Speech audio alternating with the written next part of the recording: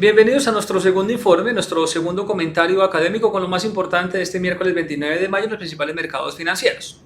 Unos mercados que vuelven a presentar ruido, por varios factores. El primero y el básico es porque cifras macroeconómicas no convencen. Cifras de IPC, por ejemplo, alemán no convencen. Y datos relacionados con consumidor durante días previos americanos siguen, pasando factura. El otro aspecto es que el mercado sigue recibiendo información cercana a la Reserva Federal y al parecer esa información le está haciendo creer al mercado, o el mercado ya empieza a descontarlo, que las tasas van a permanecer estables por más tiempo. Eso quiere decir que esa inclinación y optimismo del mercado hacia septiembre y diciembre, con una primera rebaja de tasas en septiembre y la segunda en diciembre, se ha empezado a diluir o a minimizar la probabilidad, lo cual es sano. Lo malo es que el mercado a veces es muy optimista y muy negativo, es de extremos. Pero lo que está pasando ahora es totalmente sano y eso en algún momento lo habíamos conversado. Cada vez que el mercado dé por sentado una noticia, haga un pequeño ejercicio de reflexión y pregúntese si en realidad hay que ir con el mercado en ese momento, si vale la pena más bien alivianarse o más bien, estar al otro extremo. Frente a la Fed, pues prácticamente mi portafolio no tiene ningún tipo de impacto, porque yo lo estructuré con una Fed que básicamente no va a hacer ningún tipo de intervención en tasa de interés. Vale la pena mencionar, y es que tengo muy poco activo como tal. Digamos que tengo más efectivo que activos de empresas. Tengo una que otra, y mi selección está entre más grandes efectivo y primas de riesgo. Y en las primas de riesgo pues prácticamente voy positivo. Y no tengo intenciones de hacer ningún tipo de liquidación y podría hacerlo y podría, mejorar muchísimo el balance. Pero esos son el tipo de operaciones que vale la pena dejar correr porque usted tiene todo a favor. Y no es exceso de optimismo, son números. Incluso acotando el optimismo, prácticamente el dinero tiene una muy buena multiplicación. Hoy, por ejemplo, las primas de riesgo es 16,60%. Para que se hagan una idea, básicamente el VIX 11%. Y si ustedes se han dado cuenta, el intervalo de volatilidad entre las opciones del Dow Jones ha sido del 50 y del 21%. Y eso que el mercado solamente ha hecho un pequeño ajuste, ni siquiera ha habido el ajuste fuerte por cuenta de bonos, la réplica de bonos sobre renta variable. Entonces por eso les digo que yo en primas, seguros y coberturas me siento muy tranquilo y aunque podría monetizar, esas son operaciones que se dejan correr. Eso incluso para el público que asume que eventualmente yo estoy buscando tradear al segundo o buscar corto plazo, no.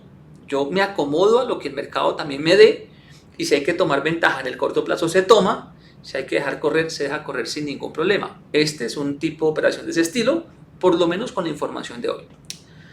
Segmento de bonos. El segmento de bonos hace mucho tiempo está alumbrando en rojo. Y hay bancos cuyo balance ya empieza a pasar factura. Lo que pasa es que son noticias que pasan como de agache, como que el mercado no las quiere por ahí, como hacer más públicas. Pero eso que ustedes ven en bonos americanos, eso es una factura muy grave para el balance o para las instituciones que están descubiertas o han estado en el lado contrario, porque durante mucho tiempo se ha vendido la idea de que los bonos como tal son estáticos.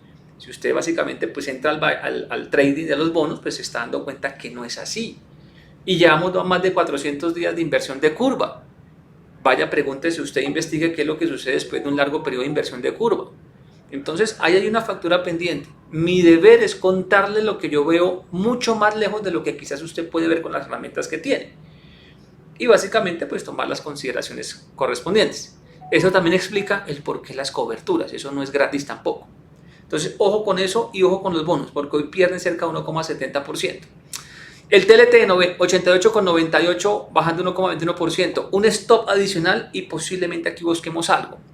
Y mercado emergente 27,22 cayendo 1,66%. En el mercado de petróleo, el rebote que habíamos detectado en la sesión previa era un rebote simplemente de entrada, salida y ver nuevamente el escenario de la barrera. ¿Por qué? Porque simplemente subiendo el mercado volvió a perder métricas. Y eso el mercado nos lo está confirmando. Entre comillas, como lo que uno podría pensar como plática rápida. Bren cae 0,70%, se ubica en 83,40 y el reto aquí es probar 83,10, que si ustedes más o menos llevan la memoria y el récord, fue un soporte anterior clave porque se rompió y el mercado se deslizó. El mercado va a luchar nuevamente en 83,10 en Bren. WTI cae 0,65%, se ubica en 79,31, el XLE cae 1,77%, se ubica 90,68 y el uso 76,57, bajando 1,40% aproximadamente. Y la fotografía en la renta variable americana es de la siguiente forma: el Dow Jones cayó 1,06%, el Nasdaq bajó 1,58%, el Standard & Poor's bajó 0,74% y el Russell 1,70%. El Russell siempre pagando un poquito más la factura, pero también beneficiándose en su momento mucho más que el resto de mercados. Estuvimos buscando oportunidades y llevamos 2 días en el segmento de empresas de agua, tanto las que están listadas en Estados Unidos pero que corresponden a otras nacionalidades, como las americanas como tal, comercializadoras. Todo el segmento de agua me gusta y se ha venido deteriorando, lo cual me gusta más, pero no por eso voy a atacar muchas veces al mercado. Coloco punticas distribuidas sin ningún tipo de intención todavía o mostrarla al mercado y espero que el mercado me calce. Hasta el momento no lo he podido hacer. Y si el stop de metales se llega a agudizar, entonces yo regreso al segmento de metales, porque es un segmento donde realmente yo siempre he logrado algún tipo de rédito. Y en el informe de analítica, aunque esa métrica no se presenta, sí se desarrolla, pero no se presenta porque ahí se envían acciones, ETF, petróleo, Colcap, dólar. Aunque esa métrica no se registra en el informe enviado, sí se desarrolla detrás de cámaras. Y les decíamos que contemplábamos asumir o incluir oro en portafolio a través de algún ETF o de una empresa minera, porque el oro como tal a mí nunca me ha dado resultados. Netamente oro no, quizás algo que lo replique en parte o una mezcla, pero posiblemente sobre ese segmento pueda hacer algún tipo de adquisición, entre otras cosas porque en el ruido futuro pues eso me puede servir de cobertura. Entonces por eso quiero algo que replique en parte pero que también tenga una mayor dinámica, porque oro muchas veces se queda en el choque, muchas veces se puede quedar nulo, se puede quedar estático y necesito algo que reaccione junto con las primas de riesgo. Ahí les iré contando lo que vamos evaluando. Ahora, segmento individual de petróleo. Ayer les contaba que en algunos activos es ahora puerta de salida y mire que los números lo confirman. Eso quiere decir que el método es acertado en una gran proporción. No es acertado 100% porque no hay un método acertado 100%. Lo bonito es que cuando nos equivocamos, y eso yo lo reconozco siempre, ustedes son testigos, ese error nos permite aprender mucho. Entonces los márgenes de errores seguramente vayan disminuyendo con el tiempo. Seguramente de aquí a 3 o 4 años tendremos un margen de error pequeño, pero el margen de error siempre va a existir. Tanto el error en números como un error humano que también se incorpore en la data. Ahí les iré contando qué más avances hacemos.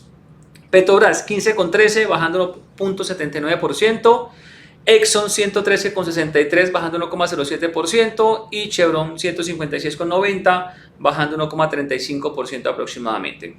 En la parte canadiense, Canacol cierra en 4,55 bajando 0,66%, máximo 4,63. En los Estados Unidos la última referencia pues presenta un choque más fuerte, 3,30, cayendo 2,37% y en Colombia la acción avanza 1,40% a 13.080 pesos, pivote de 200 pesos. Tercera apertura negativa al día de hoy y un volumen negociado de 79 millones de pesos aproximadamente, volúmenes que disminuyen frente a la jornada previa al 84,51%. Importante, este cierre en Canacol es manipulado. Si ustedes hacen la conversión por canadiense o por americana, el precio del activo debió haber cerrado cerca de los 12.840 pesos. Es decir, ese precio básicamente lo busca es mostrar una fotografía menos compleja, lo que usted sabe tiene el activo. Aquí lo importante es que si el mercado mañana teóricamente ajusta a ese cierre, porque ese cierre es falso, no corresponde a la realidad, y el activo rompe los 12.880, en términos de analítica y de probabilidad, se abre un espacio hacia el lado izquierdo, una caída importante, es decir, se abre el abanico, digámoslo así. Y en ese sentido, pues básicamente ese abanico da extremos hasta un 10% inicial. Entonces lo que yo lo invito es a que usted sea muy prudente en lo que está haciendo y sobre todo a que revise las tendencias actuales. Hay un público que está muy montado todavía en este papel a la espera de información. Entonces para que usted pues calibre muy bien y para que no exponga la cartera a una volatilidad mayor. Y los 12.880 pues son supremamente claves y ustedes saben que cuando normalmente pronosticamos esa serie de rompimientos y de recorrido de stop, digamos que en un 84% es acertado. Entonces simplemente los invito a que estén vigilando ese precio. Y hasta que no conozcan o no conozcamos noticias de la compañía confirmadas, pues eviten la especulación y el quererse adelantar. Mire, si usted está buscando dinero, al otro lado de la pantalla tiene compañías muy buenas, con fundamentales corroborados, con pivotes de calidad y que muchas de ellas incluso se pueden doblar de precio. Sí, doblar de precio. Entonces, pues usted tiene dos caras de la moneda. O le apuesta a Canacol y espera que salga una noticia favorable que lo catapulte, como puede llegar, puede que no, o puede que llegue después, eventualmente usted quede en una posición compleja, o simplemente hace la tarea en donde tiene números corroborados. En el caso de Canacol, yo nunca he cerrado la puerta, pero necesito tener información fidedigna, justa y que me permita saber si fundamentalmente en temas de valoración y de momentum hay algún cambio. En caso contrario, yo seguiré haciendo dinero en otro lado del mercado. Yo no tengo afán de quererme ganar 20% en 2 segundos, pero arriesgando todo lo que he hecho durante un año. Ese no es el tipo de estrategia que yo utilizo. Así que mucho cuidado con eso. Y en la parte americana, Ecopetrol cede terreno 1,09% a 12,29. Me hubiera gustado que cayera un 3,5% porque es el rezago que tiene el activo, el desfase que tiene el activo, pero pues el mercado manda de corto plazo. En Colombia la acción cierra en 2.375 pesos, cae 0,21%. Tenemos apertura positiva de 3,26%, pero es básicamente una orden que quedó permanente. El mercado abre, el operador no la quita y simplemente el mercado la arrastra. Entonces hay que tener mucho cuidado con el análisis de aperturas de ayer y hoy. Pivote cae 75% y volumen negociado 8.239 millones, un volumen que cae 72,84% aproximadamente. El valor total completo no está por aquí todavía en el segmento. Y si vamos a observar cómo finaliza el índice Colcap, cae 1,01% a 1.394,39 unidades con un volumen de 66.536 millones, un volumen que cae 27,50%, pero sobresale el apalancamiento y el volumen en repos, más de 50.000 millones, y sobre todo las actividades en Grupo Aval. Si usted va al boletín y analiza el comportamiento de repos y analiza el boletín diario, ahí le muestran a usted la platica, le dan muchísima información. Lo que pasa es que al público a veces se le olvida revisarlo, pero eso es gratuito. Entra a la página de Bolsa de Valores de Colombia y lo encuentra. Va un día atrás, pero aún estando un día atrás usted obtiene una información valiosa. Hay cositas en la página que les ayudan a tener una mejor decisión. Si esperábamos caída hoy para Colombia, la analítica lo mencionaba, aunque no esperaba una caída tan fuerte, lo cual no está mal. Digamos que el mercado necesita descansar porque están pivotes muy cortos, y si usted recuerda, lo que yo le he compartido aquí es que cuando hay pivotes cortos, métricas que pierden calidad, y si usted está en activos de alta sensibilidad o que aumentan la sensibilidad del mercado, pues no es buena idea estar ahí. ¿Por qué? Porque usted va a estar en un vaivén o una volatilidad fuera de lo correcto, su VAR se va a alterar, usted va a operar con una imprecisión que se va a aumentar en la medida de las horas. Básicamente usted va a hacer la tarea mal. Entonces uno se traslada de aquí a donde haya rezago fundamental con métricas menores al mercado. Se protege la volatilidad, se cubre, y aparte usted tiene una mina de oro porque sabe que en el momento en que el mercado haga explosión, simplemente son activos que le pueden dar de entrada 20-30%. De entradita. Y si el mercado fluye, eso se puede incluso doblar. Entonces esos cambios pues no es al azar o no es un invento, simplemente para poder esquivar este tipo de segmentos. Ahora, activos a nivel internacional que se acoplan y que, pues, digamos, va en línea con lo que de alguna forma, pues, yo esperaba, digámoslo así, o por lo menos con unos números un poquito más acotados. XG 26,59 cae 1,37%, Bancolombia 35,03 bajan 2,31%. Hice un pequeño testeo acá. Hice un testeo y cuando volví a correr la métrica, el pivote de calidad disminuyó. Entonces, básicamente paré. Hice un testeo de 3 que yo hago y los 3 completan la participación máxima que puede tener un activo en una cartera. No importa si ese activo se va a duplicar o se va a multiplicar por 100, no puede pasar de un porcentaje máximo en la cartera. Así que me quedan 2 testeos. Voy a ver próxima jornada cómo se comporta el activo o si esos números cambian o mejoran, porque al final, después de que hice esa compra, los pivotes se deterioraron un poco. Aval 2,42 baja 2,02%, Éxito 4,44 baja 1,33% aproximadamente.